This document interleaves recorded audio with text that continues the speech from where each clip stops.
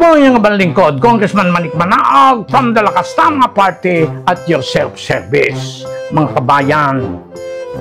At Senador Alan Peter Cayetano, tinatanggap ko ang hamon mo ng snap election. Snap election tayo, one-on-one. Miski na yan unconstitutional, miski saan, miski anong oras, ikaw na ang pumili ng boboto. Ikaw na. Yan partida ko na yan sa iya. Pero ang natalo, pag natalo ka, lalo na ikaw, ang kondisyon, preso. Sa iyo, 2 habang buhay. Because you, as a senator, nagsisermon ka pa. Knowing that it is a grievous mistake, nagsisermon ka pa ng kung ano-ano. Major in hypocrisy.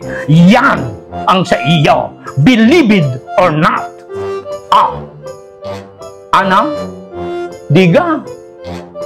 Ay siya mga kabayan, ay di follow and subscribe na lang kayo din sa Facebook, YouTube at TikTok din sa aking Mamay Leo. Maraming salamat po sa inyo. Yun.